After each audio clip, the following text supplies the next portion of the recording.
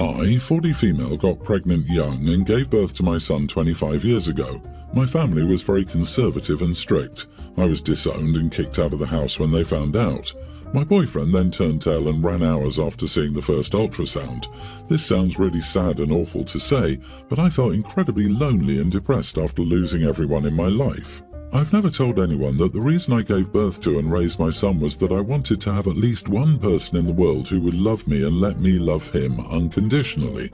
I couch surfed for a while and dropped out of high school to get a job. I ended up getting 3 jobs just to keep my head above water. I would feel so guilty because I just couldn't afford to give my son the life he deserved. I could never throw parties, get nice gifts, or even buy new clothes. I couldn't even spend much time with him. I brought him to daycare every single day so I could work. Of course, I had no time for friends or fun. Girls around my age would point and whisper at my son and me. I also know that some strangers would constantly side-eye me and roll their eyes. Should have kept her legs closed, Yeah, thanks, I know. My life was constant work, and I only saw my baby for a second. I lost my sense of self. My entire being was simply boiled down to struggling mom. I love my son more than anything, but the first few years after his birth were the darkest time of my life. Eventually, I struggled to earn my GED and go to college. I found lots of success and now make a good amount of money. My husband, who I married later on, does too. We have one daughter, Sophie, teen. Her best friend is Jade, teen female, who visits our home often. She's practically family now. One day, Sophie asked me to go somewhere private to speak with Jade. She was sobbing on my doorstep and confessed that she was pregnant. She said she was having a hard time deciding what to do. She's tempted to keep the kid and raise it. She asked for some advice since I went through something similar. I told her everything. The poverty, the depression, and the never-ending struggle, as well as my lost sense of identity. I spared no details and told Jade that I think she'd be better off terminating. She can have another baby, one that she's prepared for in the future and can provide a good life to. She just nodded in a daze. A week later, my daughter told me Jade made her choice. It's a sad but personally wise decision to me, at least.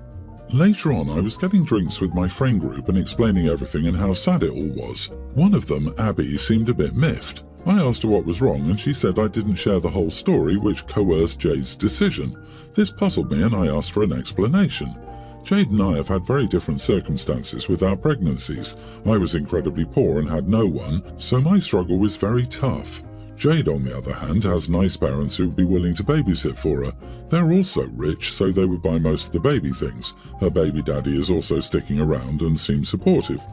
Abby said she understood why I had such a tough time, but Jade would experience everything differently because of her good fortune. She could have her baby and get lots of support. The fact that I painted a dark picture without considering the various circumstances was irresponsible. She says I practically coerced Jade. Now I'm just not sure what to even think. Am I the idiot? A frightened girl confided in you about a pregnancy and you later gossiped about it with friends over drinks? Sorry, what? You are the idiot for talking with friends, especially friends who could potentially judge or say something to the kid. What the heck is the matter with you? Why were you discussing this poor girl's situation which she confided to you and only you with anyone else? That to me makes you a huge idiot irrespective of the advice you gave. Yeah, gossiping about a girl the other women knew makes it even worse. Opie hated when people talked about her and judged her when she was the knocked-up teen of the story, but now she's doing the same thing to her daughter's friend. Opie became exactly what she despised like 2 or 3 decades ago. Opie is repulsive and a hypocrite. She never should have opened her big mouth about Jade's situation to anyone, ever. When, not if, Opie's daughter finds out that Opie was running her mouth, she won't trust Opie again with her life news issues either. Shame on you, Opie. There are way too many people exclaiming congratulations and too few pointing out the realities of young motherhood. You're not the idiot. I think you were honest. Your friend assumes her family would support her and her boyfriend would stick around, but no one knows that. You were asked for your input and you gave it. Regardless of their financial status, I don't think any young girl is ready for motherhood. I, male 44, have a daughter named Jamie, teen, with my ex-wife Miranda, 43. Miranda and I have been divorced for the past 6 years and she's had primary custody since then. Still, I have generous visitation rights and custody on weekends and 1 week a month, so I get Jamie about 40% of the time. Jamie and I, despite the divorce, have a great relationship, but things haven't been as easy for the last few months after my girlfriend Brooke, 36, moved in with me. Brooke and Jamie don't always get along, which I expected, but because Brooke doesn't try to overstep her bounds, I didn't pay it much mind until the last few weeks when Jamie began to go out of her way to disrespect Brooke. Last weekend I came home from a meeting to see Jamie and Brooke arguing.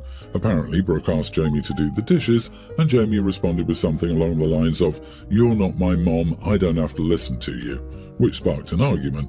After Brooke left to run an errand, I asked what was going on before Jamie gave me her version, saying that Brooke overstepped her bounds. I countered that while I agreed with her, she was still Brooke isn't her mother and shouldn't be acting as such. If Brooke wants Jamie to do the dishes and Jamie says no, that's an issue Brooke needs to take to you as the father to handle. How is asking someone to do the dishes overstepping boundaries? She's a teenager and dishes won't kill her. Jamie is staying there regularly and should help with the dishes. I thought it was normal to be asked to help out, and it was only dishes. It wasn't like the girlfriend tried to impose anything on Jamie. Jamie is just being a typical teenager and you've asked her to be more respectful. Sounds about right. Agree, OP's not the idiot. Jamie doesn't have to be BFF with Brooke, but she needs to treat her civilly. If Brooke asks her to do a reasonable chore, such as washing the dishes, Jamie should do so without the "you're not my mom, I don't have to listen to you." If she has an issue with it, she can state the issue and then you can resolve it if necessary. Is your ex remarried or seeing someone? Would she allow Jamie to treat or speak to them disrespectfully? Come on people, we've all been teenagers. She lives with her dad and his girlfriend for almost half her time. She should contribute to housework. The girlfriend asked Jamie to do the damn dishes. Her answer was disrespectful and uncalled for. She's just testing her boundaries. I'm glad you, OP, had your girlfriend's back. My brother has 6 kids. 4 of them are from his first marriage to Jane. Jane passed away when their kids were all under the age of 7. Within months of Jane's passing, my brother married Dawn. There was no affair. My brother threw himself into finding another wife and mom for the kids right after Jane's funeral, and Dawn was the second person he met who he considered. With the first, things went sour after 2 dates. Dawn was in a difficult place when she met my brother. She was out of a marriage after struggling to have kids and was facing the fact she would never be a mother. My brother, having 4 young children who lost their mother, was an ideal thing for her, and she said as much to me back in the day. Later, they had 2 children together, so the relationship my 4 older nieces and nephews have with Dawn is very different. The oldest 2 are not fond of her and do not look at her as their mother, but the middle 2 children do. All they know is Dawn is their mom and they adore her. They do not understand their older siblings prioritizing Jane's memory over Dawn. It's been argued over many times. Dawn is also legally the mom of the middle 2 now because she adopted them. The oldest 2 are now older, both in college, while the middle and younger ones are still at home. The middle 2 kids have been on their older siblings' cases a lot about treating Dawn like their mom because she's here and has been their mom longer than Jane was. The older 2 told them they didn't care about Dawn.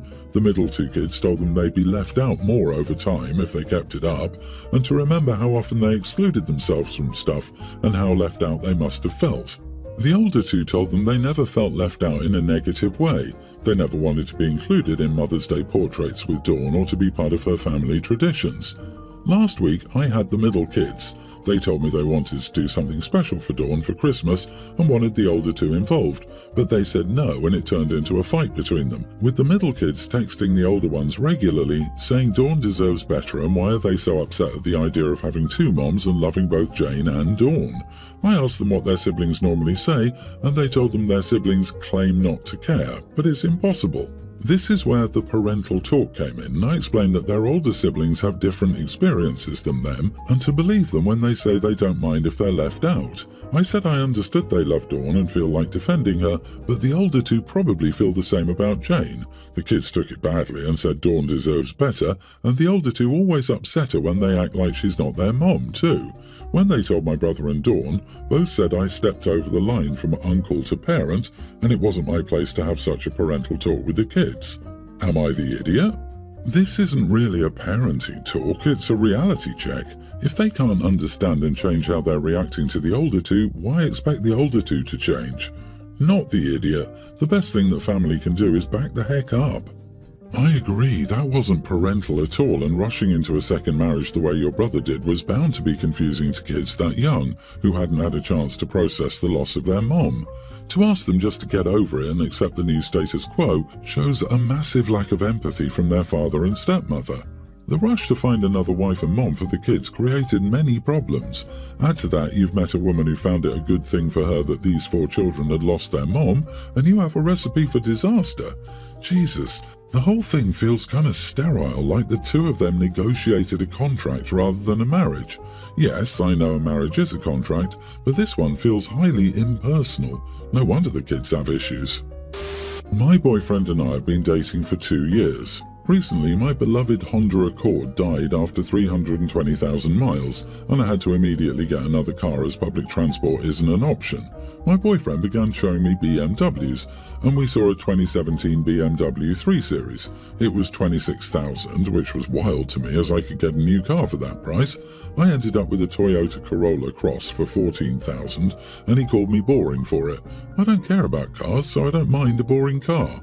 Conversely, he keeps complaining that women spend too much on clothes. I have the same clothes as him, but he doesn't seem to realise it and thinks I have far more clothes and spend way more than him on clothes. Because each piece costs a lot more, I buy a lot less of them, but they last for 5 to 10 years. I have 6 cashmere sweaters that are over $200 each, but I buy one a year.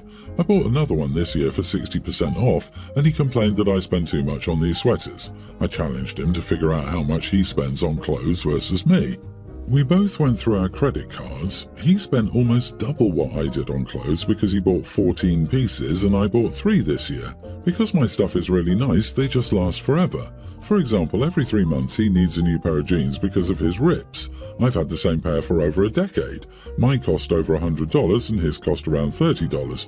He needs winter boots yearly, which usually leak water by spring. My boots are 5 years old and still fine, but his boots are $50 and mine are $200. He got mad and said each item of my clothes is still way more expensive and I spend way too much per piece. I spent a long time trying to make the point to him that better stuff is worth the price and pointed out he spends a lot on his car. He has an Audi A4 and it's like $900 a month, while any car would do, so why is he wasting money on cars? But when I buy a sweater that lasts for years, is it a waste of money? Because even he admits, in terms of mileage, a Toyota will probably do more miles over its life than his Audi. He snapped back that he was not okay with a boring car and ignored me for 2 days. I feel like he's okay with spending way too much on a car because it's a guy thing, but since clothes are girly, it's a waste. But it made him angry when he saw I spent less on the girly things than him. Now I understand where all those boy math and girl math memes come from. Boy math is when you spend twice as much on pants than is necessary because you refuse to buy anything but the cheapest crap, but then turn around and insist you absolutely need an Audi because it looks cool. LMAO. Not the idiot. Your boyfriend is a dummy. LOL. Yeah, your boyfriend doesn't sound so smart. He's also trying to claim women in general aren't smart because they don't spend their money on exactly what he thinks they should spend their money on. Are you sure you want to be in a relationship with him? I'd like to know if he listens to Andrew Tate. Given his dogged determination to keep judging women by the old chestnut of women be shopping, I would be very unsurprised. I think part of the reason he didn't speak to her for 2 days about what should be a very small argument, or not even an argument, is that she had actual hard evidence that he's wrong, and all he has is misogynistic views that have no backup. How tiresome. Let me guess, he's into crypto and thinks it's what's going to make him rich, but he's buying at the top. So he's mildly misogynistic, sucks with money, talks down on your choices of clothes and cars, and either snaps at you or gives you the silent treatment whenever you're having a civil disagreement. What are his good qualities? Girl, he pouts for 2 damn days when he's proven wrong on an extremely minor issue. Lord Jesus help you when you disagree on having kids or buying a house. Worse, he's still your boyfriend, meaning he's still on good behaviour. When that wears off, he's going to be utterly insufferable. My nearly adult daughter is undeniably beautiful. She is the prettiest one in the family, respectfully, and she gets compliments 24/7. Many guys and friends she has always end up having a crush on her or asking her out.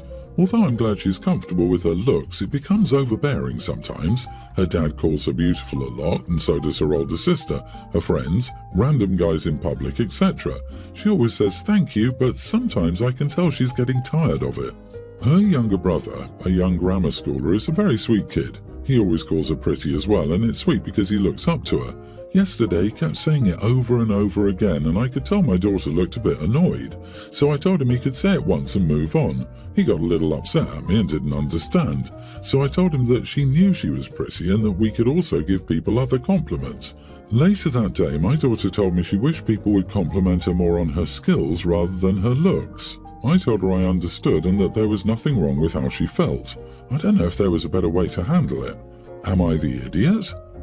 You are the idiot. He probably still doesn't understand. He's a little kid. You may have inadvertently given him the impression that calling someone pretty, or even complimenting his sister, is a bad thing. Your son is emulating what he's heard from all those around him. Have you told the others, like the father and sister, the same thing? You should not focus on just him as the culprit. This is not his fault. Hard, not the idiot. There's no order to start correcting people's behavior, whether young or 60 years old. If you're making the girl uncomfortable by repeatedly bringing up her looks, then your behavior needs to change. The kid was constantly doing something that made your daughter uncomfortable. You told him not to. There's nothing wrong with this. You should go back and explain why we don't place such a strong focus on women's looks in little kid language. OP, give yourself a break. Your heart is in the right place by nipping this behavior in the bud.